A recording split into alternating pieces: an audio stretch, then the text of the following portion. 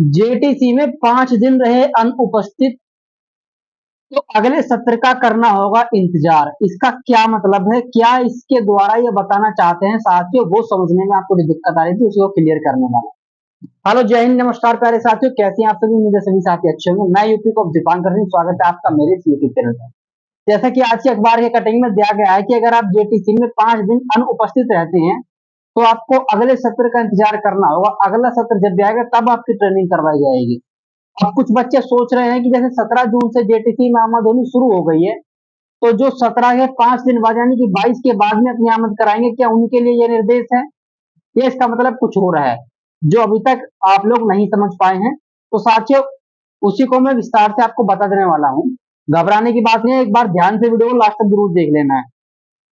सिपाही नागरिक पुलिस के 60,244 पदों पर चयनित अभ्यर्थियों का प्रारंभिक प्रशिक्षण जेटीसी 20 जून से 112 केंद्रों पर शुरू होगा। इसमें 20 जून दिया गया है जबकि 17 जून से शुरू हो चुका है। ठीक है, 1 माह के इस कोर्स में 5 दिन उपस्थित नहीं रहने वाले अभ्यर्थियों को प्रशिक्षण से निवृत्त कर दिया जाएगा और अगले सत्र का इंतजार करना होगा। जेटीसी में 3 नए कानूनों के मुताबिक प्रशिक्षण प्रदान किया जाएगा जिसका विस्तृत पाठ्यक्रम हाल ही में अपडेट किया गया है। ठीक है साथियों, तो अब मैं आपको इसका एक विस्तार बता दूं कि इसका मतलब क्या है। इसका मतलब ये है कि जेटीसी है आपकी 1 महीने की, 17 जून से आपकी जेटीसी स्टार्ट है, उसके बाद में 21 जुलाई से आपकी आरटीसी स्टार्ट है। इसीलिए अखबार के इस कटिंग में 20 जून लिखा गया है। 21 जुलाई से आपकी आरटीसी स्टार्ट है। इतने में 30 दिन, 32 दिन, 33 दिन, जितने भी दिन बनते हैं उतने दिन आपकी जेटीसी चलेगी। जेटीसी में आपने आमद करा ली 17 जून को, 18 जून को, 19, 20, 21 कभी भी आपने आमद करा ली। ठीक है, 20 जून को आपने आमद करा ली।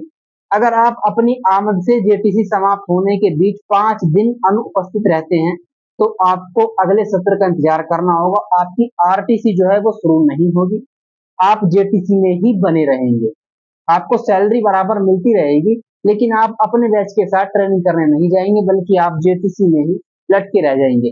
जब भी दोबारा कभी आरटीसी आएगी तब आपको आरटीसी के लिए भेजा जाएगा। इसका अर्थ ये है। अभी जो 5 दिन वाला जो है इसका फंडा क्या है, 5 दिन, या तो 5 दिन ये हो सकते हैं कि जैसे 17 जून से स्टार्ट है आपकी ज्वाइनिंग करानी और आप 17 जून से 5 दिन बाद जाके ज्वाइनिंग कराते हैं तो आपको दिक्कत आएगी। तो मैं समझता हूँ ऐसा नहीं है। ये 5 दिन का मतलब ये है कि जब आपने ज्वाइनिंग कर लिया, 20 जून को आपने ज्वाइनिंग कर ली मान लीजिए, और उसके बाद 21 जुलाई से आपकी आरटीसी है, तो इस 1 महीने के दरमियान यदि आप 5 दिन अनुपस्थित रहते हैं जेटीसी में, आप जेटीसी से भाग जाते हैं, आप परेड में शामिल नहीं होते हैं, गिनती में शामिल नहीं होते हैं, और इस तरह से आपके 5 दिन अनुपस्थित दर्जी हो जाती है।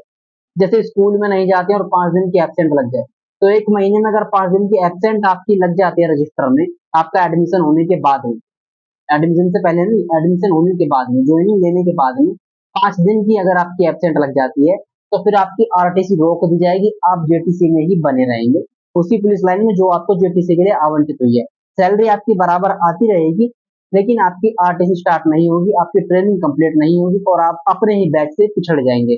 जब कोई दूसरा बैच आएगा तब जाके आपकी ट्रेनिंग करवाई जाएगी। इसलिए साथियों, जो लोग भी ज्वाइन कर चुके हैं उस बात का ध्यान रखें कि 5 दिन आप अनुपस्थित ना हो, आपकी एब्सेंट ना रहे जेटीसी में। आरटीसी के लिए क्या प्रावधान है, क्योंकि इस बार 9 महीने की आरटीसी आपकी होने वाले, तो उसके लिए आगे अभी प्रावधान आ जाएगा। फिलहाल तो 15 दिन वाला ही है। 15 दिन से ज्यादा अगर आप आरटीसी में अनुपस्थित एब्सेंट दर्ज करवाते हैं तो आपकी आरटीसी रद्द कर दी जाएगी, आपको वापस जेटीसी भेज दिया जाएगा और आपकी आरटीसी जो है वो कंप्लीट नहीं होगी। लेकिन फिलहाल जो बात आई है 5 दिन वाली, तो वो यही है, अगर आपकी 5 एब्सेंट जेटीसी में लग जाती हैं तो आप जेटीसी में ही बने रहेंगे, आरटीसी में नहीं जाएंगे। तो जो भी साथी जेटीसी में ज्वाइनिंग ले चुके हैं वो इस बात का ध्यान रखें कि अब आप 5 दिन की एब्सेंट ना लगाने पाए। एब्सेंट कैसे लगती है, आपने को लगा कि भाई चलो दुबक जाते हैं, आज परेड में नहीं जाते, एब्सेंट लग गई, आप परेड छोड़ के भाग गए, एब्सेंट लग गई। आपने कहा कि मुझे तो बीमारी है, पेट दर्द है, सर दर्द है, ये दर्द है, मैं नहीं आ सकता, और सिक लीव कोई ली नहीं और आपकी एब्सेंट लगी। इस तरह से जो भी 5 दिन है वो नहीं होने चाहिए, क्योंकि जब हम नए नए आते हैं तो इस 1 महीने की जेटीसी में इतना बुरा रगड़ा जाता है ट्रेनिंग में, क्योंकि ट्रेनिंग है, आपको फोर्स का आदमी बनाना है तो उसी हिसाब से ट्रेनिंग करवानी पड़ेगी। ठीक है, तो बहुत से सोचते हैं कि यार ज्यादा तगड़ी ट्रेनिंग हो रही है, मैं तो भाग जाता हूँ, ये कर लेता हूँ, एब्सेंट ले लूंगा, ये ले लूंगा, तो उस तरह से अगर आप 5 दिन एब्सेंट हो जाते हैं तो भैया फिर आप जेपीसी में ही बने रहेंगे। इसका सीधा सीधा मतलब ये है। ज्वाइनिंग लेने के बाद अभी आपका एडमिशन नहीं हुआ है तो टेंशन मत लीजिए, लेकिन कोशिश कीजिए जल्द से जल्द आप अपनी ज्वाइनिंग ले ले। जो ये कमेंट बाजी कर रहे थे कि हम जुलाई में जाकर ज्वाइनिंग लें क्योंकि 29 में 28 में हमारा पीसीएस का एग्जाम है, उसका एग्जाम है, ये एग्जाम है, वो एग्जाम है, तो उसके चक्कर में ना पड़े। एग्जाम के लिए आपको यहाँ से छुट्टी मिल जाएगी 1 डे की, कोई दिक्कत नहीं है। आरआई साहब से अपनी छुट्टी ले जाना, अपना एडमिट कार्ड दिखा करके कि मेरा एग्जाम है, 1 दिन के लिए छुट्टी ले जाना। लेकिन फिलहाल आप आकर के अपनी ज्वाइनिंग कर लीजिए। ज्वाइनिंग देर से करने का कोई भी बेनिफिट नहीं होता है, सिर्फ और सिर्फ नुकसान ही होता है। तो साथियों उम्मीद है ये 5 दिन वाला फंडा आप समझ गए होंगे, और इसी तरह के अपडेट्स के लिए, इसी तरह के शंकाएं दूर करने के लिए बने रहिए मेरे साथ। जय हिंद, जय जवान।